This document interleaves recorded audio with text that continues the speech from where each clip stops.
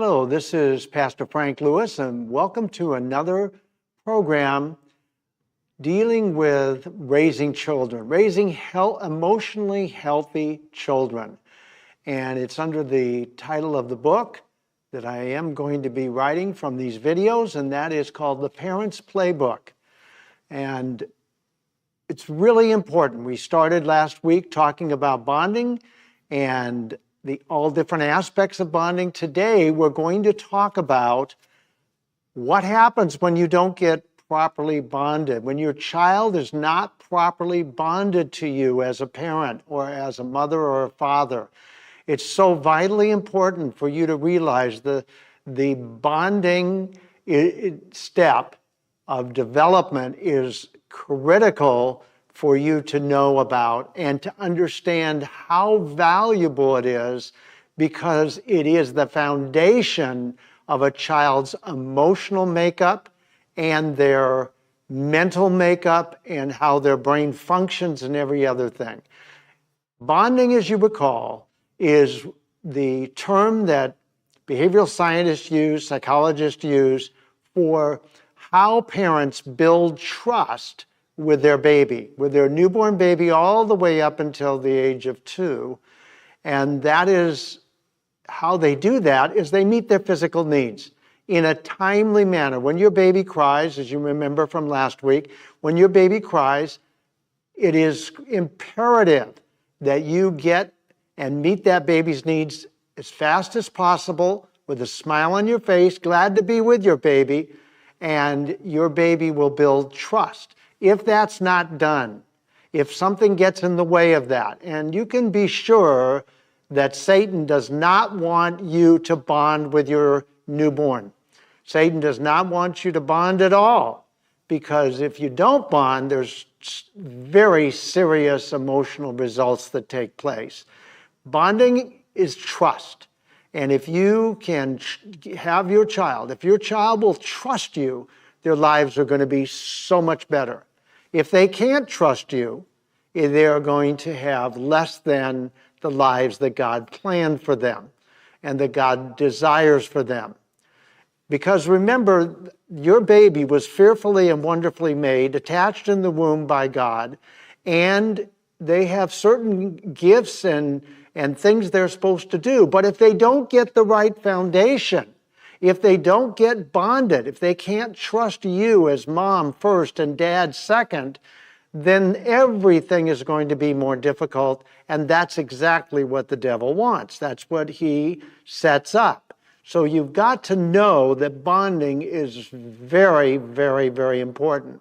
If there is not proper bonding, and that's what we're talking about today, not proper bonding, then there's going to be significant problems for the child. You can imagine that if the parent cannot be trusted, the child cannot trust the parent, then the child is going to be totally on their own. And if they can't trust that parent to meet their needs, they're going to feel neglected, they're going to feel abandoned, they're going to feel like they're on their own. And I have groups of people that I do. I do 5 groups a week. And one of the things that I constantly hear is I had to do it on my own. I couldn't trust my parents. Well, that's exactly what Satan wants. He wants you not to be able to trust your baby, not to be able to trust you. So what we have to do is realize that it's critically important to get this bonding thing right. And if you don't get it right, it's not the end of the world, but you're going to have to do things in order to be able to get back the bonding that didn't get done. I deal with that in the groups that I do. I call them the reparenting groups. But the key to this is you must bond with your child. You must have your child trust you by meeting their physical needs. Meeting their physical needs. It's a precursor. It's a it has to be done before you can meet their emotional needs. You have to be able to meet their emotional needs, but first of all, you must meet their physical needs to start to build trust, that you really are there for that baby, that small child, the infant, if you will, that you're there for them. Because if they cry too long, as I probably said last week, they're going to feel like they can't trust you. And if they can't trust you or their father, what's going to happen is they're going to trust themselves, and that's exactly what Satan wants, because out of that comes insecurity and all kinds of problems. But before we get into that, let me tell you that this whole book that I'm writing for parents, the Parents Playbook, is based on this book, which I wrote, which is called The Key. Why is it the key? Because inside of this book is the key to understanding unresolved emotional pain and how to resolve it. It is the key for people knowing how to be able to realize what happened to them. Why am I in the position I am in? And then with this book, which you can get on Amazon, you can also come to the website I have for Relationships Revealed. That's the overreaching over the banner under which all these books are being written. You can go to there, and if you want help, you can press the Want Help button, or if you want to know more, press the Want to Know More. And what will happen is I will get back in touch with you. So that's relationshipsrevealed.org, and it's the website. You can scroll down and the book is at the bottom. You can buy it right off of Amazon. The second thing, or the third thing actually, is my YouTube channel. My YouTube channel, I have on it 21 videos for marriage, and now I'm developing the videos for parents. And you'll be able to go to that, and you'll be able to check out those videos. They're incredibly valuable. Those videos will become the book for marriage, and those videos will become the book for parents. But back to where we are going, because if the child does not get properly bonded, then things are going to happen that you don't want happening. Because here's the problem. They already happened to you. The problem we have is that parents with unresolved emotional pain. Do you remember? Well, if this is the first time you've heard this, then you may not remember. But every problem in marriage comes from unresolved emotional pain. Every problem in raising children comes from unresolved emotional pain. If you don't get your pain resolved, then you will pass that on to your child. And the way you will pass that on is you will not be able to meet their needs in a timely manner, but you will not be able to be there for them when they have emotional upset. And that's a very, very, very big thing. Because where does a child, a baby, an infant, a toddler, where do they go to express their emotions if they can't trust you? They have no place to go. The emotions then stay trapped in their body, and they go into, they have unresolved emotional pain. Even at the baby level, infant level, toddler level, and small child. And you're going to find out as we get into this today that what happens to your child, to your baby, infant, toddler, and small child is exactly what you are living out today. And it's amazing to realize that unresolved emotional pain that you carry today is now going to be brought into the life of your innocent child. And that's not God's best. That's not what the plan's supposed to be. So you have a responsibility as a mother and a father to deal with your emotional pain before you have a child. It's vitally important, because if you don't, here's what's going to happen. You're not going to be able to tune into your child's emotions. You're not going to be able to be there for them when they need you. You're going to have a very strong tendency to not be there when your child is melting down. You don't know how to handle it. You don't know why they're melting down. You don't know why they're having a temper tantrum. You just you're embarrassed. They're at the store, you're embarrassed, and you try to get out of the store and you yell at your child. How can you do this to me? Well, it's not about doing anything to you. It's about the fact that they don't trust you. When a child doesn't trust their parents, they have now, when emotional upset comes, they have no place to put it. They have no place to talk about it. They have no place to be able to deposit those emotions. Those emotions then stay trapped in the body and they bring more and more pain. And the more pain a child feels, the less they're going to be able to trust you. And when they can't trust you, what they're going to do is they're going to do whatever they have to do to survive. And what that may mean is they start looking at, okay, what do I need to survive? Well, I need a candy bar at the store to survive. And you say no, and they throw a temper tantrum. Why? Because they can't trust you to meet their needs. They can't trust you to meet their needs. Now, here's the flip side of that.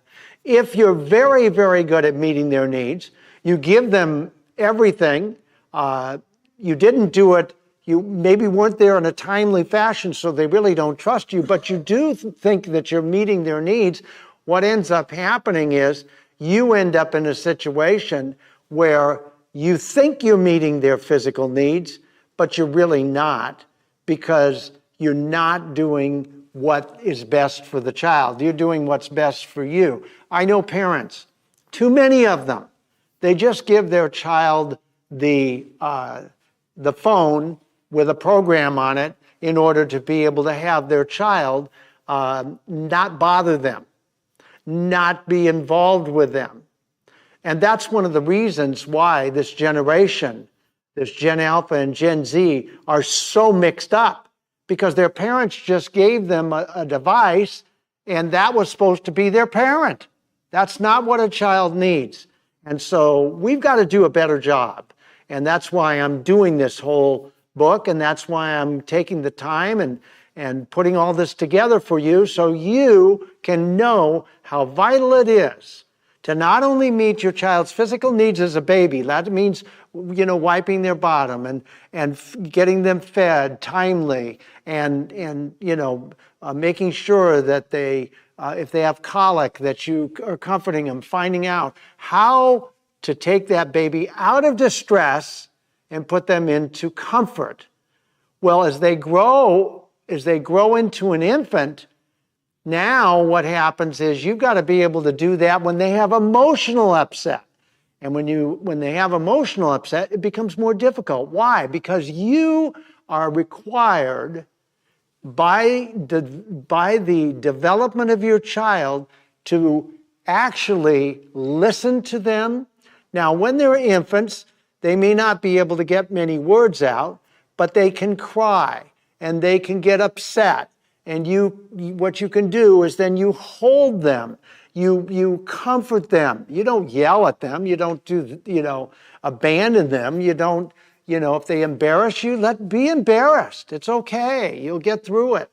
The reality to it is that makes it about you. It's not about them. You've been given by God a responsibility to raise your child so your child trusts you, so they can eventually trust God.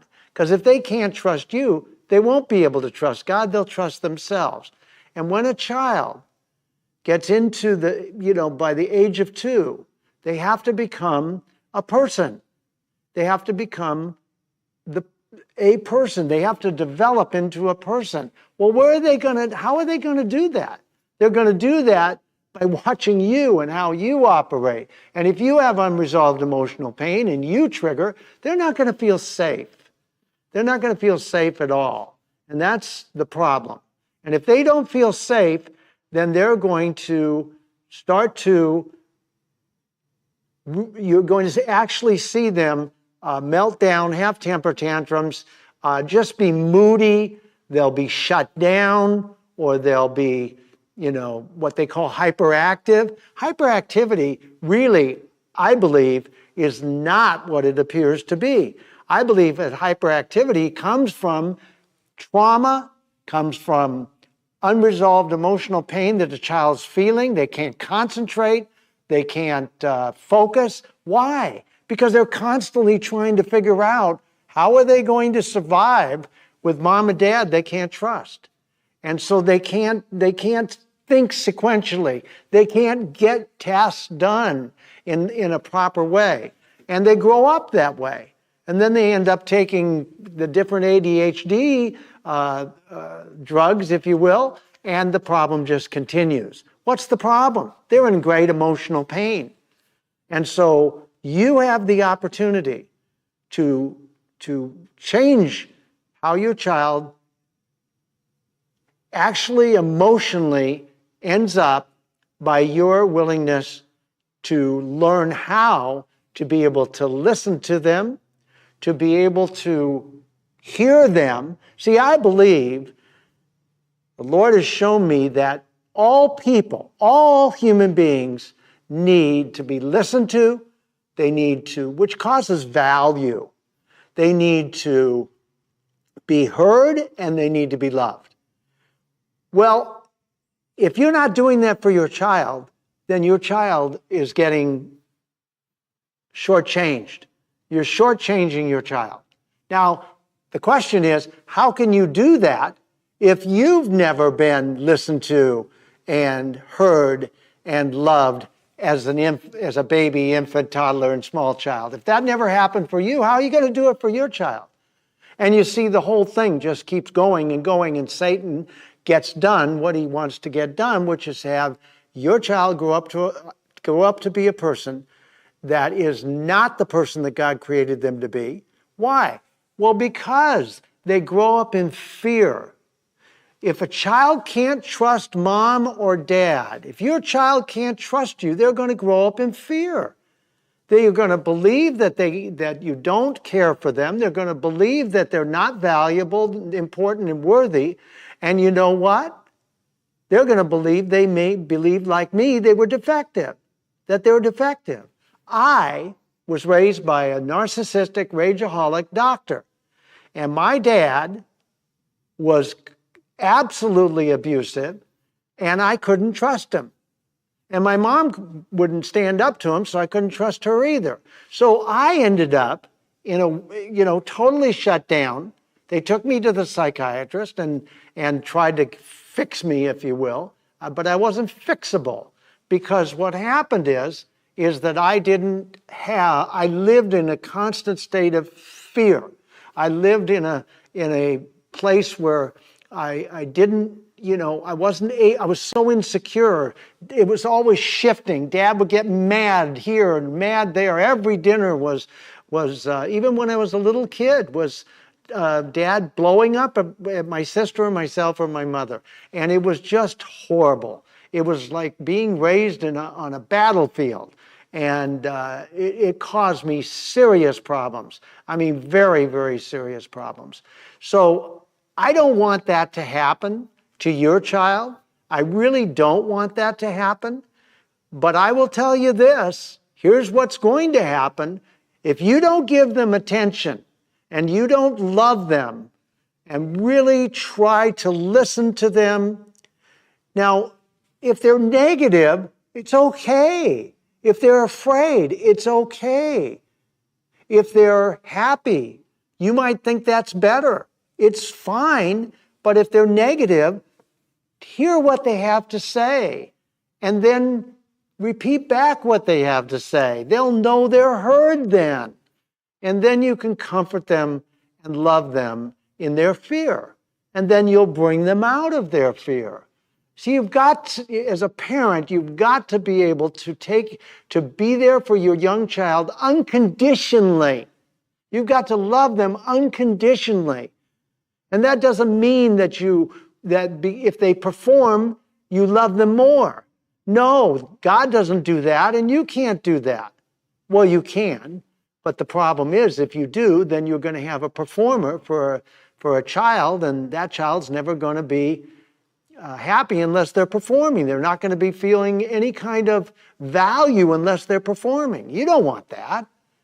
And so what you've got to do is you've got to take that baby infant, and when they have a temper tantrum, just hug them.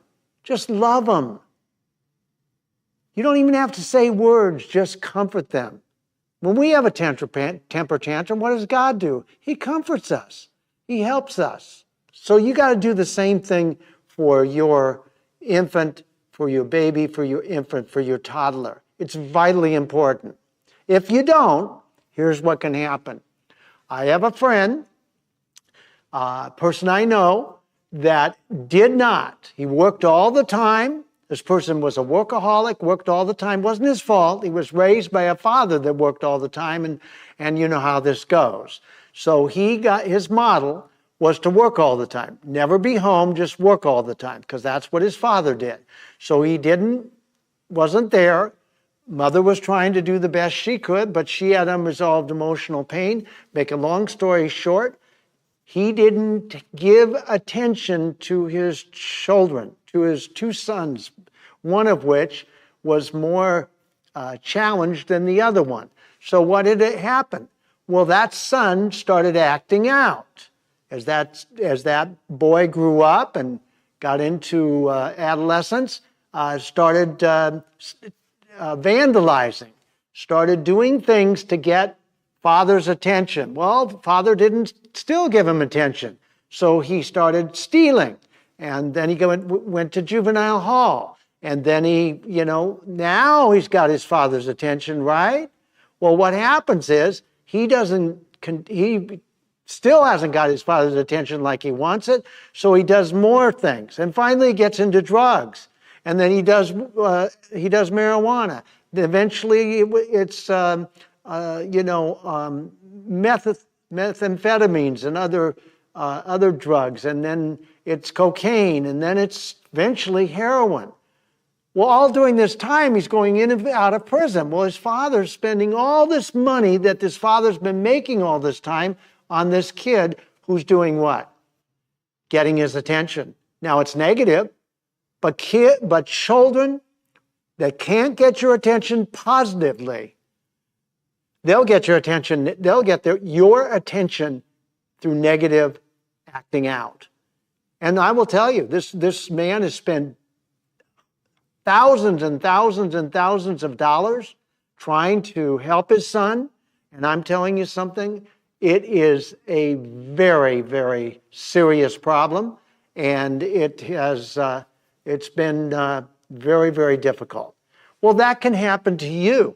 That can happen to any parent that is not there for their child to listen, to reflect back. You repeat back what the child just said.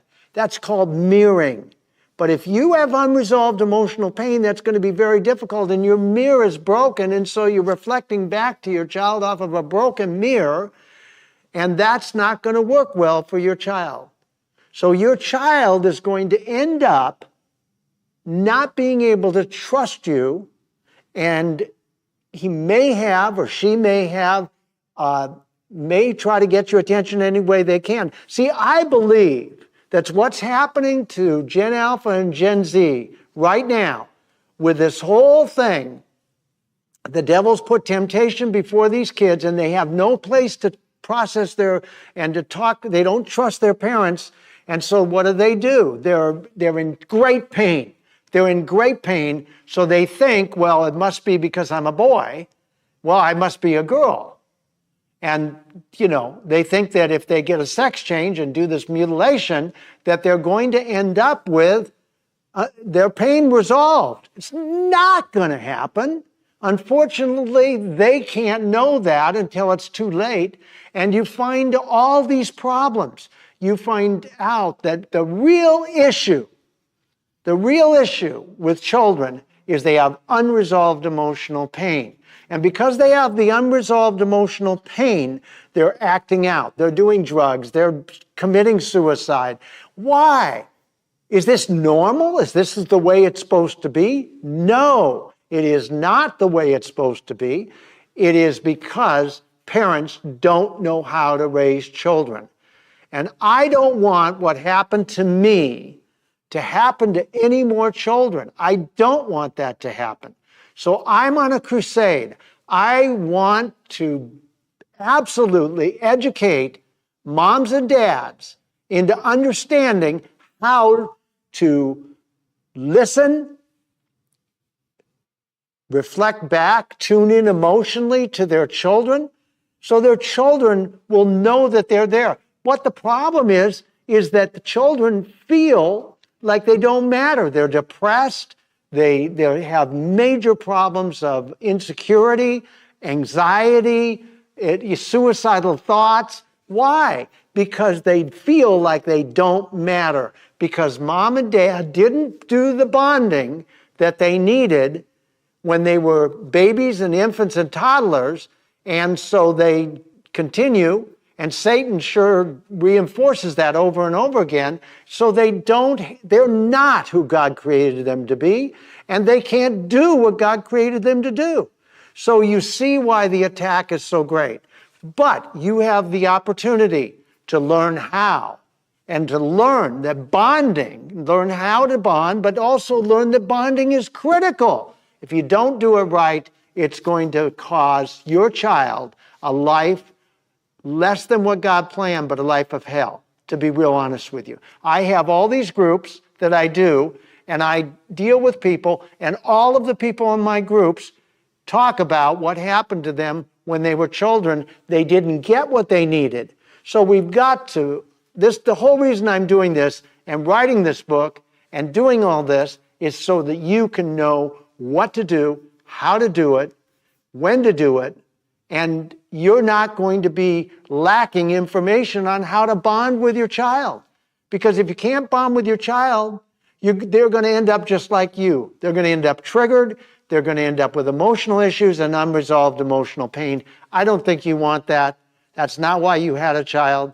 But you have that responsibility to help them to become the people that God created them to be by you bonding, by you doing the work and learning why this bonding is so important. And so it's vitally important that you get this work done and that you know how to do it. And that's what I have in this section here. And we're going to talk about how to resolve that pain in future time. And you're going